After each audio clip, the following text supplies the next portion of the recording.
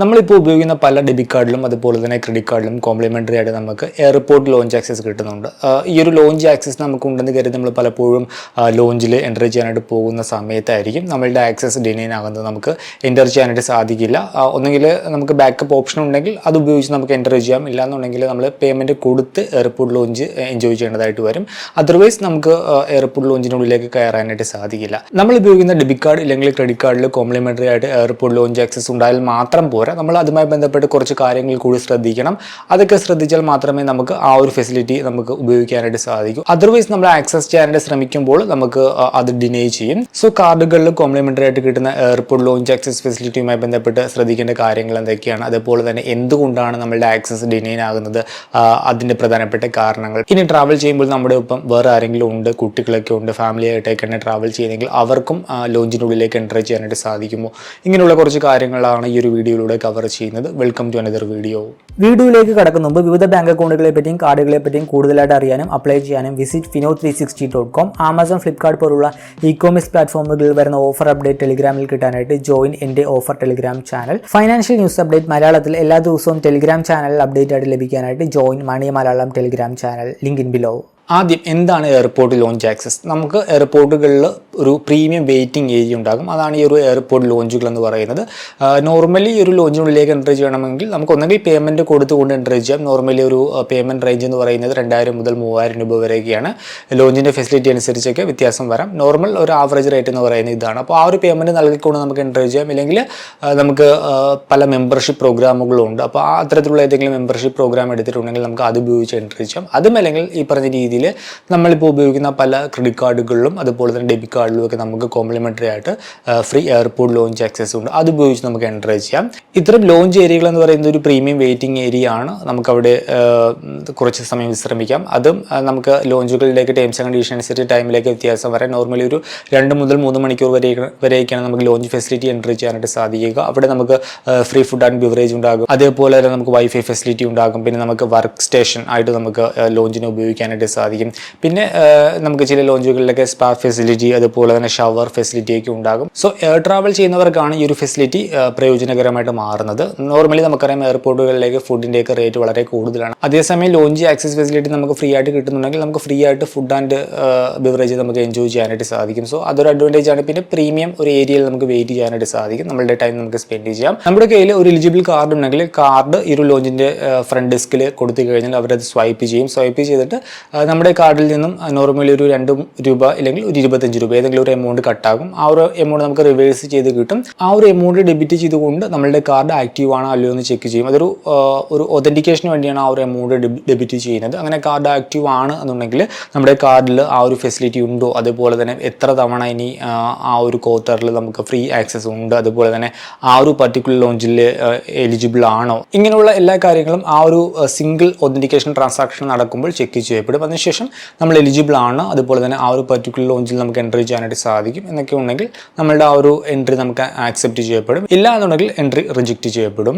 മറ്റൊരു മെത്തേഡ് നമുക്ക് QR code generate ചെയ്യാനായിട്ട് സാധിക്കും. ഒരു ലോഞ്ച് കീ ജനറേറ്റ് ചെയ്യപ്പെടും. ആ ഒരു QR കോഡ് കാണിച്ചുകൊണ്ട് നമുക്ക് എൻട്രി ചെയ്യാനായിട്ട് സാധിക്കും. ഇപ്പോൾ കിവി കാർഡൊക്കെ ആണെങ്കിൽ ആ രീതിയിലാണ് നമ്മുടെ ബോർഡിംഗ് പാസ് ഒക്കെ സ്കാൻ ചെയ്തുകൊണ്ട് നമുക്കൊരു ലോഞ്ച് കീ ജനറേറ്റ് ചെയ്യാം. ആ ഒരു കീ അല്ലെങ്കിൽ ആ ഒരു QR കോഡ് നമ്മുടെ ആ ഒരു ലോഞ്ചിൻ്റെ ഫ്രണ്ട് ഡെസ്കിൽ കാണിച്ചുകൊണ്ട് നമുക്ക് എൻട്രി ചെയ്യാനായിട്ട് സാധിക്കും. ഇനിയിപ്പോൾ അതുമല്ലെങ്കിൽ നമുക്ക് ഇപ്പോൾ പ്രയോറിറ്റി പാസ്, ഡ്രീം ഫോക്സിൻ്റെ ഒക്കെ കാർഡ് ഉണ്ടെങ്കിൽ അത് ഉപയോഗിച്ച് നമുക്ക് എൻ്റർ ചെയ്യാം. ഇപ്പോൾ പ്രയോറിറ്റി പാസും അങ്ങനെയുള്ള മെമ്പർഷിപ്പ് കാർഡൊക്കെ ആണെങ്കിൽ കൂടുതലും നമ്മൾ ഉപയോഗിക്കുന്നത് ഇൻ്റർനാഷണൽ എയർപോർട്ട് ലോഞ്ചുകളിലാണ്. ഇനി കോംപ്ലിമെൻ്ററി ആയിട്ടുള്ള airport lounge access facility reject ചെയ്യാനുള്ള പ്രധാനപ്പെട്ട കാരണങ്ങൾ നോക്കാം. ഒന്നാമത്തെ റീസൺ എന്ന് പറയുന്നത് എല്ലാ കാർഡിലും ഈ ഒരു complimentary airport lounge access facility വരുന്നില്ല. ഇത് കാർഡ് വേരിയൻറ്റുകൾക്കനുസരിച്ച് വ്യത്യാസപ്പെട്ടിരിക്കും.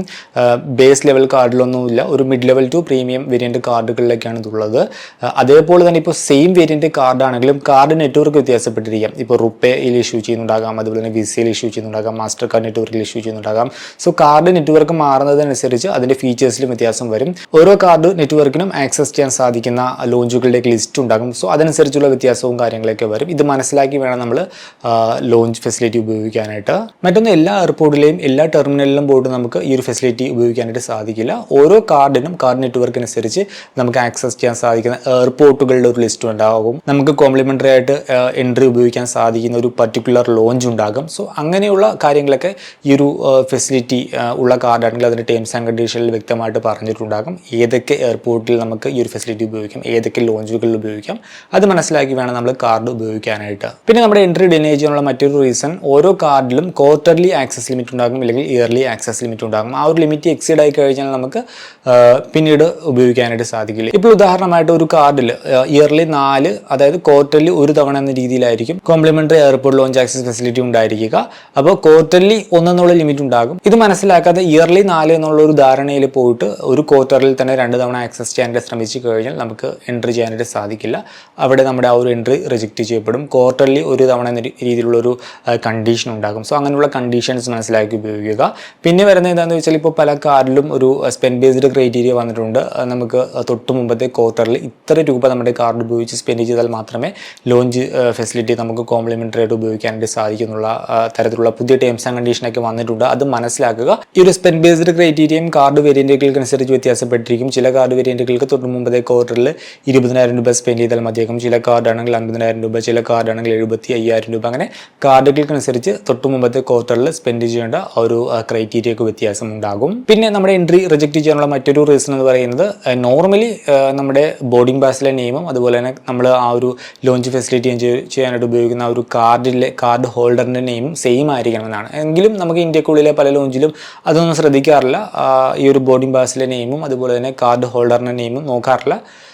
ഈ ഒരു ഫെസിലിറ്റി ഉള്ള കാർഡാണെങ്കിൽ അവരത് ചെക്ക് ചെയ്ത് നമുക്ക് എൻട്രി ചെയ്യാനായിട്ട് അനുവദിക്കും. എന്നാൽ പലപ്പോഴും ഈ പറഞ്ഞ രീതിയിൽ ബോർഡിംഗ് പാസിലെ നെയിമും അതുപോലെ തന്നെ നമ്മുടെ കാർഡ് ഹോൾഡറിൻ്റെ നെയിമും സെയിം അല്ലെങ്കിൽ നമ്മുടെ ആക്സസ് റിജക്റ്റ് ചെയ്യപ്പെടാം. മറ്റൊരു റീസൺ എന്താണെന്ന് വെച്ചാൽ, നമ്മൾ കാർഡ് സ്വൈപ്പ് ചെയ്ത് ഒരു ഒതന്റിക്കേഷൻ കംപ്ലീറ്റ് ചെയ്യുന്ന സമയത്ത് ആദ്യം പറഞ്ഞ രീതിയിൽ ഒന്നുകിൽ 2 രൂപ അല്ലെങ്കിൽ 25 രൂപ ഡെബിറ്റ് ചെയ്യപ്പെടും. കാർഡ് നെറ്റ്വർക്ക് അനുസരിച്ചാണ് ആ ഒരു വ്യത്യാസം വരുന്നത്. സോ അങ്ങനെ ഒരു ട്രാൻസാക്ഷൻ നടത്താനായിട്ട് നമ്മുടെ അക്കൗണ്ടിൽ ഫണ്ടില്ല. ഇപ്പോൾ ഡെബിറ്റ് കാർഡ് ആണെങ്കിൽ അക്കൗണ്ടിൽ ഫണ്ടില്ല, ക്രെഡിറ്റ് കാർഡ് ആണെങ്കിൽ നമുക്ക് ആ ഒരു ക്രെഡിറ്റ് ബാലൻസ് ഇല്ല എന്നുണ്ടെങ്കിൽ അവിടെ നമുക്ക് ആ ഒരു ട്രാൻസാക്ഷൻ നടത്താൻ സാധിക്കാത്തതുകൊണ്ട് നമ്മുടെ ആക്സസ് ഡിനേ ചെയ്യപ്പെടാം. മറ്റൊരു റീസൺ എന്ന് പറയുന്നത്, നമ്മുടെ കാർഡിൽ നമ്മൾ ഡൊമസ്റ്റിക് POS ട്രാൻസാക്ഷൻ അല്ലെങ്കിൽ ഇൻ്റർനാഷണൽ POS ട്രാൻസാക്ഷൻ ഓഫ് ചെയ്തിട്ടിരിക്കുകയാണെങ്കിൽ ആ ഒരു പർട്ടിക്കുലർ ട്രാൻസാക്ഷൻ നടത്തുന്ന സമയത്ത് ആ ഒരു ട്രാൻസാക്ഷൻ കംപ്ലീറ്റ് ആവുകയില്ല. സോ അതുകൊണ്ട് നമ്മുടെ ആക്സസ് ഡിനേ ചെയ്യപ്പെടാം. മറ്റൊരു റീസൺ ടെക്നിക്കൽ ഇഷ്യൂസ് ആണ്. പലപ്പോഴും നമ്മൾ സ്വൈപ്പ് ചെയ്യുന്ന സമയത്ത് ബാങ്കിൻ്റെ സെർവർ ഡൗൺ അല്ലെങ്കിൽ കാർഡ് നെറ്റ്വർക്കുമായി ബന്ധപ്പെട്ട എന്തെങ്കിലും ഇഷ്യൂസും കാര്യങ്ങളൊക്കെ ഉണ്ടെങ്കിൽ നമ്മുടെ ആ ഒരു ഒതന്റിക്കേഷൻ എറർ ആവുകയും നമുക്ക് എൻട്രി റിജക്റ്റ് ചെയ്യപ്പെടുകയും ചെയ്യും. പിന്നെ ഔട്ട്സൈഡ് ഇന്ത്യ ലോഞ്ചുകളാണെങ്കിൽ അവിടെ പോയിട്ട് നമ്മുടെ കാർഡ് സ്വൈപ്പ് ചെയ്ത് നമുക്ക് എൻട്രി ചെയ്യാനായിട്ട് സാധിക്കില്ല. ഔട്ട്സൈഡ് ഇന്ത്യ ലോഞ്ചുകളാണെങ്കിൽ മാസ്റ്റർ കാർഡും അതുപോലെ തന്നെ വിസ കാർഡൊക്കെ ആണെങ്കിൽ അവർ പ്രയോറിറ്റി പാസ്സൊക്കെ ഇഷ്യൂ ചെയ്യും. ആ പ്രയോറിറ്റി പാസ് വെച്ചായിരിക്കും നമ്മൾ ഔട്ട്സൈഡ് ഇന്ത്യ ഇൻ്റർനാഷണൽ എയർപോർട്ട് ലോഞ്ചുകളിൽ complimentary airport lounge access facility ഉപയോഗിക്കുക. അല്ലാതെ അവിടെ പോയിട്ട്, അതായത് ഇന്ത്യക്ക് വെളിയിൽ മറ്റു രാജ്യങ്ങളിൽ പോയിട്ട് കാർഡ് സ്വൈപ്പ് ചെയ്തുകൊണ്ട് നമുക്ക് എൻട്രി ചെയ്യാനായിട്ട് സാധിക്കില്ല. പിന്നെ കാർഡ് നെറ്റ്വർക്ക് വരുന്നത് റുപ്പേ ആണെങ്കിൽ റുപ്പേയിൽ അവർ പ്രയോറിറ്റി പാസ് ഒന്നും ഇഷ്യൂ ചെയ്യുന്നില്ല. റുപ്പേ ആണെങ്കിൽ പലപ്പോഴും കാർഡ്, നമ്മുടെ ആ ഒരു റുപ്പേ കാർഡ് തന്നെ സ്വൈപ്പ് ചെയ്തുകൊണ്ടായിരിക്കും ഓതന്റിക്കേഷൻ കംപ്ലീറ്റ് ചെയ്ത് നമുക്ക് ലോഞ്ചിലേക്ക് എൻട്രി ചെയ്യാനായിട്ട് കഴിയുക. പിന്നെ നമ്മുടെ ആക്സസ് ഡിനേ ചെയ്യാനുള്ള മറ്റൊരു റീസൺ എന്തെന്ന് വെച്ചാൽ, ഈ കാർഡുകളുടെയൊക്കെ ടേംസ് ആൻഡ് കണ്ടീഷനിലേക്ക് പലപ്പോഴും മാറ്റം വരാം. പലപ്പോഴും അവരുടെ ലോഞ്ച് ലിസ്റ്റിലേക്ക് വ്യത്യാസം വരാം. ചില ലോഞ്ചുകളൊക്കെ കട്ട് ചെയ്യപ്പെടും, ചില ലോഞ്ചുകളൊക്കെ ആഡ് ചെയ്യപ്പെടും. ചിലപ്പോഴൊക്കെ കാർഡിൻ്റെ ആ ഒരു ഫീച്ചർ തന്നെ കംപ്ലീറ്റ് ആയിട്ട് കളയും. കോംപ്ലിമെൻ്ററി ആയിട്ടുള്ള എയർപോർട്ട് ലോഞ്ച് ആക്സസ് ഫെസിലിറ്റി ആ ഒരു ഫീച്ചർ കംപ്ലീറ്റ് ആയിട്ട് കളയും. സോ അങ്ങനെയുള്ള മാറ്റങ്ങളൊക്കെ അറിഞ്ഞിരിക്കുക.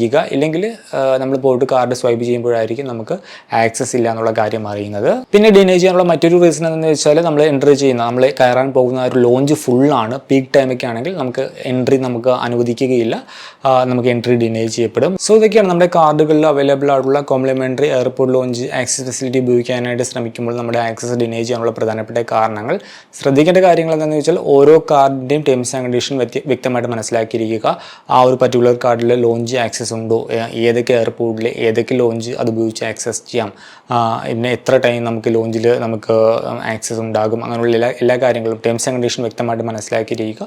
നിങ്ങളുടെ ആ ഒരു ബാങ്കിൻ്റെ വെബ്സൈറ്റിൽ പോയി കഴിഞ്ഞാൽ എല്ലാ കാര്യങ്ങളും അറിയാനായിട്ട് സാധിക്കും. പിന്നെ നമുക്കൊരു ബാക്കപ്പ് കാർഡ് കരുതുക. എന്തെങ്കിലും കാര്യം കൊണ്ട് നമ്മുടെ ആക്സസ് ഡിനൈ കഴിഞ്ഞാൽ നമുക്ക് ഉപയോഗിക്കേണ്ട ഒരു ബാക്കപ്പ് കാർഡ് എപ്പോഴും കരുതുക. പിന്നെ നിങ്ങളുടെ കാർഡിൽ എന്തെങ്കിലും സ്പെൻഡ് ബേസ്ഡ് ക്രൈറ്റീരിയ ഉണ്ടോ എന്ന് മനസ്സിലാക്കുക. ഉണ്ടെങ്കിൽ അതനുസരിച്ച് തൊട്ട് മുമ്പത്തെ ക്വാർട്ടറിൽ ആ ഒരു minimum spend based criteria meet ചെയ്തിരിക്കണം. പിന്നെ നമ്മുടെ കാർഡിൽ ആദ്യം പറഞ്ഞ രീതിയിൽ POS ട്രാൻസാക്ഷൻ അല്ലെങ്കിൽ ഇൻ്റർനാഷണൽ ട്രാൻസാക്ഷൻ ഫെസിലിറ്റി നമ്മൾ എനേബിൾ ചെയ്തിരിക്കണം. പിന്നെ ആ ഒരു ട്രാൻസാക്ഷൻ കംപ്ലീറ്റ് ചെയ്യാൻ ഒരു സഫീഷ്യൻറ്റ് ബാലൻസ് ഉണ്ടെന്നും ഉറപ്പുവരുത്തുക. പിന്നെ നമ്മൾ ട്രാവൽ ചെയ്യുന്ന സമയത്ത് നമ്മുടെ കൂടെ വേറെ ആരെങ്കിലും ഉണ്ടെങ്കിൽ അവർക്ക് എൻ്റർ ചെയ്യാനായിട്ട് സാധിക്കുമോ? നോർമലി നമ്മുടെ ആ ഒരു കാർഡ് ഹോൾഡറിന് മാത്രമാണ് നമുക്ക് ആ ഒരു ഫെസിലിറ്റി ഉപയോഗിക്കാനായിട്ട് സാധിക്കുക. നമ്മുടെ കൂടെ വേറെ ആരെങ്കിലും ഉണ്ടെങ്കിൽ അവർക്കൊന്നെങ്കിൽ ആ ഫെസിലിറ്റി എൻജോയ് ചെയ്യാൻ സാധിക്കുന്ന ഒരു കാർഡ് ഉണ്ടാക്കണം.